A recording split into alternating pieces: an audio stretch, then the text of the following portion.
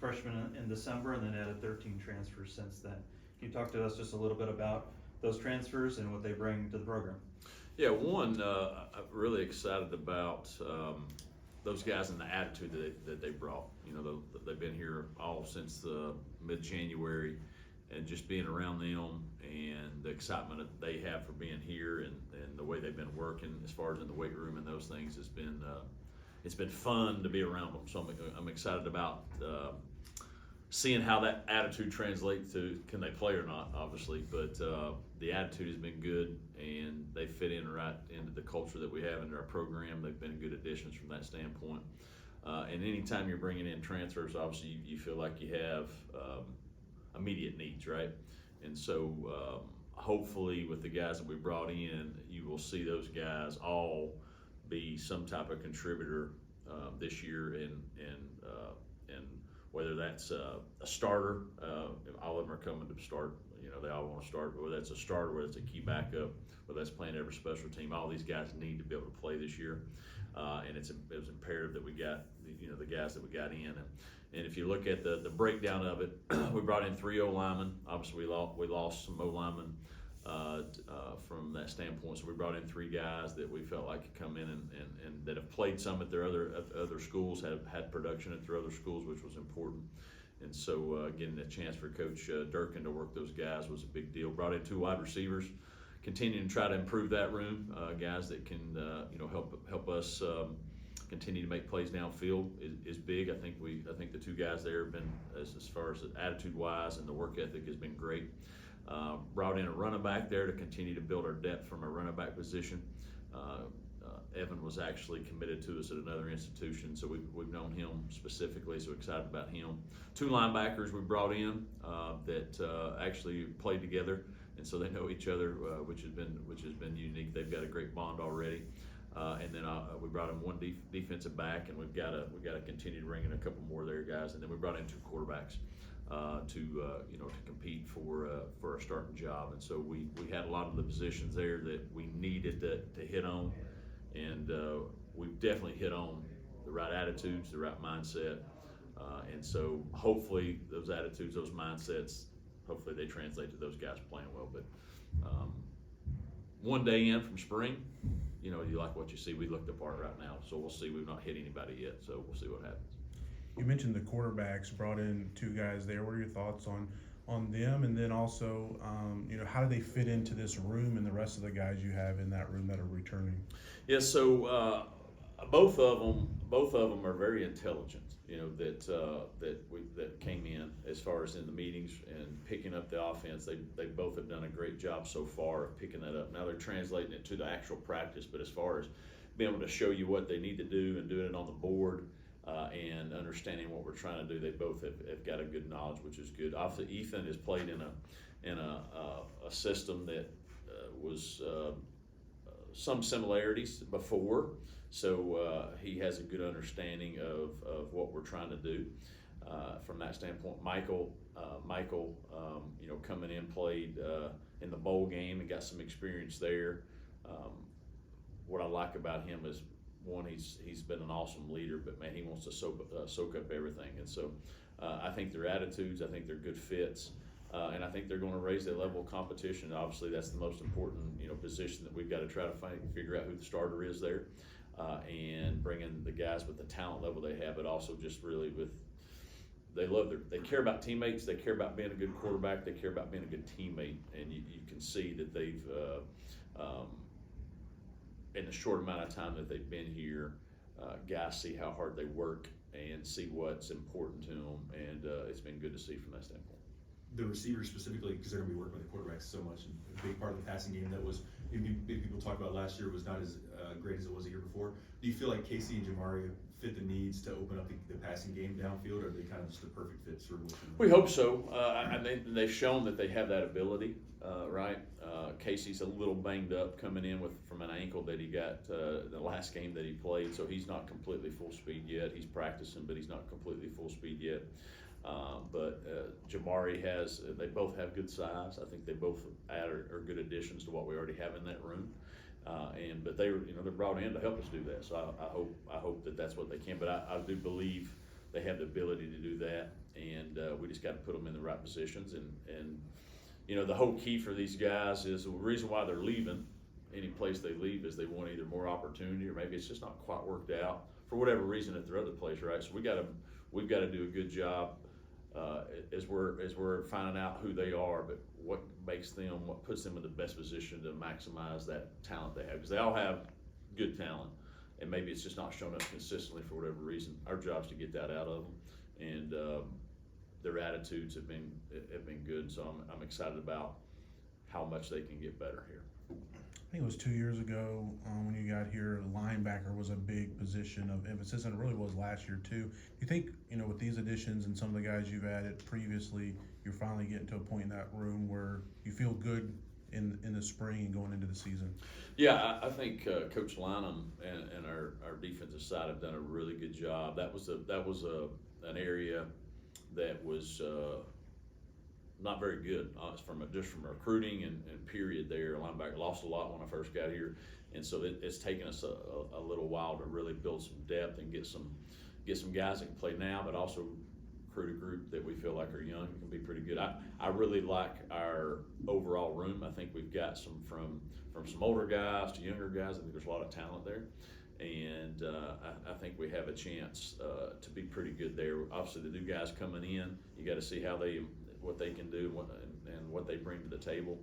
But with the Joe Carter, we got a couple young freshmen that are redshirt freshmen, Seneca Moore, Delano Glod that we signed last year, and then the class that we had the previous year that played a decent amount last year, they're back. And so I do think from a depth standpoint, from a talent standpoint, we've really probably improved that room more than maybe any. Offensive line is so important to what you guys do. So can you talk to us specifically about the three you got, Trey, Irwell, overall, what do they bring to the group that you already have coming back this year? Yeah, so what the main focus there was, we needed guys that could play, that have played some, that have shown production, and that would fit what we're trying to get. And tackle was a big deal there. We needed to bring some guys that play tackle in games, because that's the biggest area for us where we need some improvement.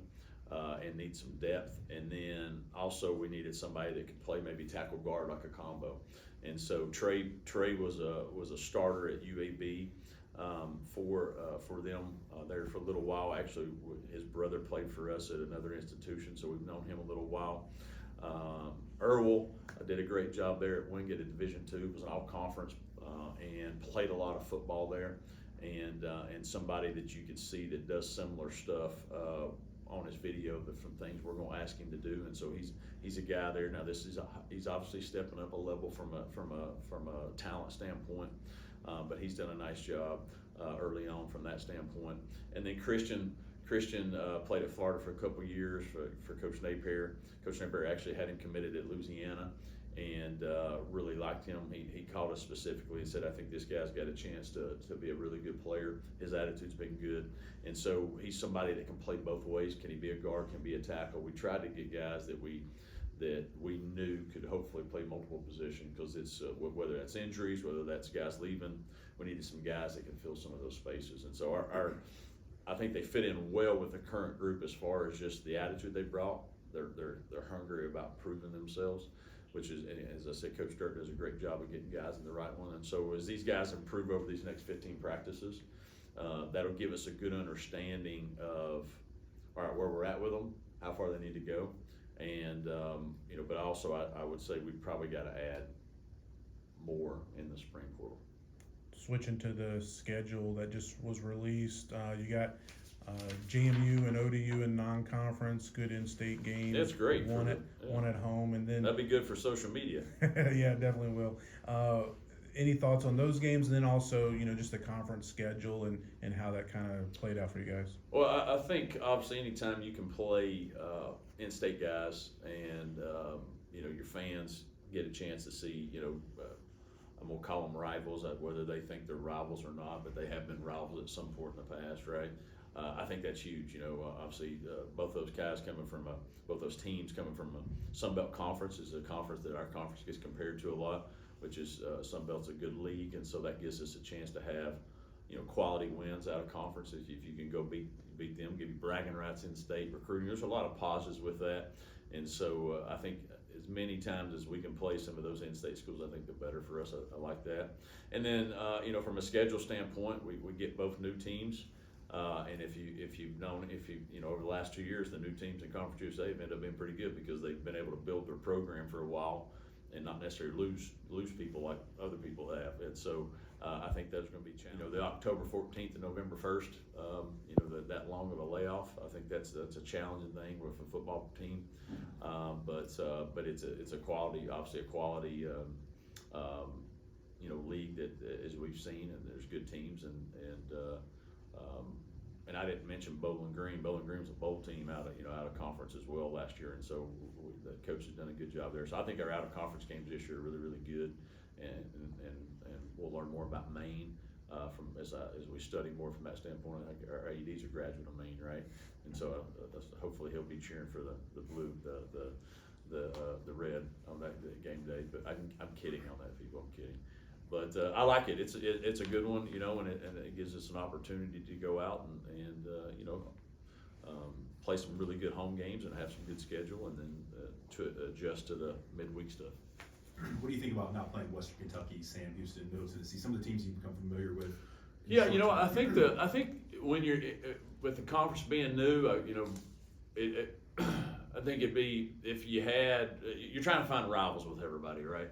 And so who's your rival going to be? And so we've been able to play Western and twice, and so you're going to miss them this year. If you kept playing them, does that become a rival? I don't know. They're in the middle or big rivals, obviously, but does that become a rival? And I'm based off of my 2 years here, I think New Mexico State's probably a rival because we played them a lot. From that standpoint, maybe it's Jack State, going forward. I don't know, but you miss certain teams, and that's just the way it is. What we miss in the middle.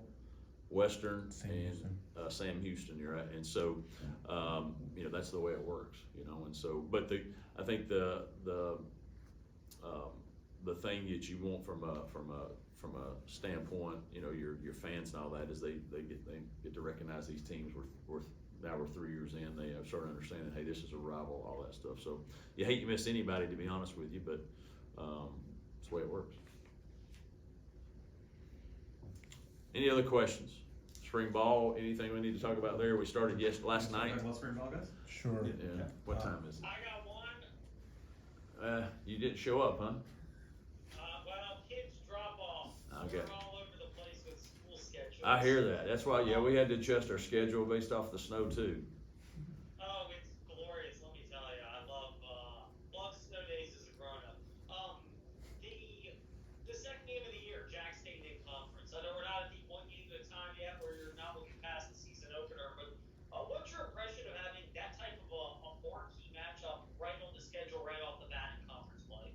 Well, you got to be ready for that, obviously. Anytime you open up a conference earlier in the season, game 1, game 2, the importance of it, every game in conference is vital. And then playing down there, I'm assuming it'll be hot as Hades down there as well, so you start thinking about that as well a little bit, because it might not be as hot up here. But you want to see what type of team you have right away. And from that standpoint, I think the urgency that you'll have of knowing that you've got, a conference game early, a big conference matchup. I think that if I'm a player and I'm opening in a home game, I got Maine, who's a quality opponent, and then also I got a big conference game to give you a chance right away like that on the road in a hostile environment against the defending champions. I think it should give you some urgency as far as your fall camp and being ready to rock and roll and coming out of that, be ready to play. So it's a good matchup right away. We'll see sort of what we're about right away. Coach, we got a couple more minutes. We'll open it up for questions about spring ball. How was first practice yesterday, and what's your focus this Yeah, so spring? we were supposed to start Wednesday, and then obviously the snow moved, so we actually practiced last night and a quick turnaround today. But it ran around well. And I thought both sides of the ball and special teams, I thought there was a good understanding of what we installed. We didn't install a lot, but I thought there was a good understanding. Didn't have a lot of busted assignments. The guys were hustling the football. Not a lot of things that beating Liberty, which is important. That was a big emphasis for us this spring, is not beating ourselves as far as alignments and different things. And so today's in helmets again, and so you're able to execute, do a few things. Tomorrow, Saturday will be our third practice when we put on the pads, and I think that'll give us a decent understanding once the pads are on. Of some of the new guys and some of the young freshmen that redshirted to where they're at. That'll give us an understanding of what they know when they're out there and they actually have to do it. It's not more of a controlled setting. Now, hey, let's move the ball up and down the field a little bit and see them respond. I think that'll give us a good understanding early on to see who's really studied over the last 4 or 5 weeks to put themselves in a position to make some moves here during spring. It's really a unique situation, especially compared to last year at quarterback with so many guys, guys that have had experience playing elsewhere and new here and a couple of returners, a couple of new guys. How do you try to divvy up those reps in spring ball to make sure everybody gets a fair shot, but also that you see enough that you need to see? You talking about quarterback or just quarterback? So, the plan right now, Ryan Berger is not practicing currently. Ryan's still feeling some effects from his injury in Buffalo, so he's not actually participating right now. And so, and then Jaden's not hurt his thumb, so he's not practicing. We got 3 quarterbacks, and so the plan there is we're giving Mike, we're giving Ethan, and then other Ethan, younger Ethan.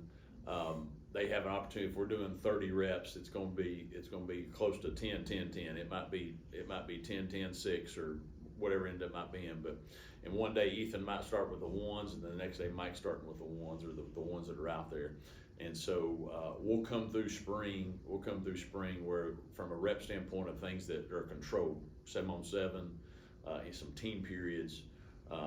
That should look almost identical as far as the number of opportunities they have. Now, when you get into scrimmage time and maybe some moving the ball, maybe one guy's gets more opportunities to really see how he responds from that standpoint.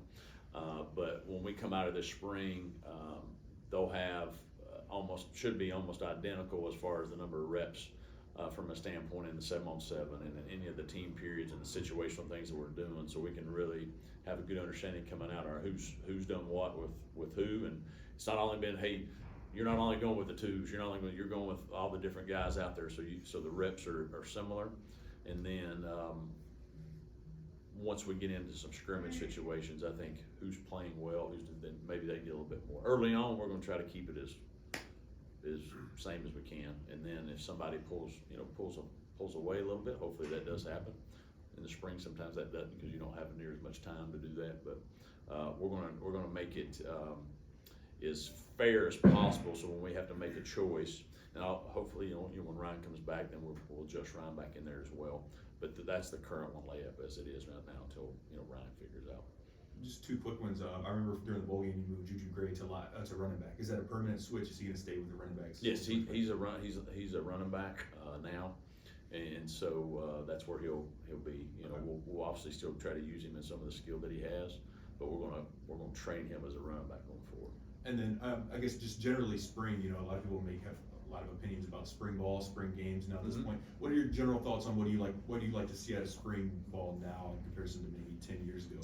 Obviously, health. I'm sure. Yeah, I mean, obviously, health's a big thing, but I think to me, there's a lot of reasons people are trying to not do as much in spring because they want people to know who their players are and stuff. I still think your identity, because you no matter what happens in a portal, you still got a good amount of core guys here, right? And so your identity of your team, mastering the systems on offense, defense, special teams. Fundamental things that help you win, those things get established through spring. You can establish the weight room, you can do all those things, but there's something about having that opportunity to do what your video and you're studying all these things to actually do it and do it against other people and work on your craft, I think is vitally important. So for us, it's about mastering the systems. It's about mastering the fundamentals that help lead to winning, tackling, blocking, taking care of the ball, taking the ball away on defense, those things. So we've emphasized that. And then earning your reps and earning your our word this year is about earning the opportunity and earning the right to be a champion. And so we challenge the guys on, hey, you have to every day you got to earn the opportunity. It's a privilege to be a Flame, and so earn that opportunity by the way you prepare. So those are the things we've really focused on this spring. I think are you gonna be physical, all those different things, right? That teams need need to still have. If you look at these teams that won all the championships, they're all physical groups, Super Bowl on down, right? Every level, and that's established to me. That foundation is established through these spring practices. Coach, we got time for one more. John's gonna. I want to ask you about the kicker position. Carhu has moved on, but do you feel like you've got what you need in that room, or maybe you might go out in the spring and try to get someone, or what's your thoughts there? I will definitely go out and bring in some more competition. Braden Beck's here, who's done some, and besides that, he's the only one that's kicked in a game at all. So we've got to go out and find somebody that's got some type of experience there from that standpoint.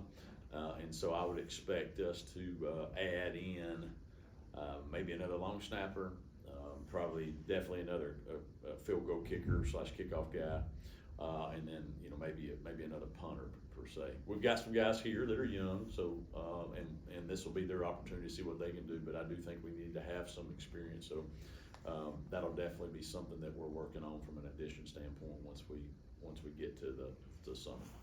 All right, Coach. Thanks for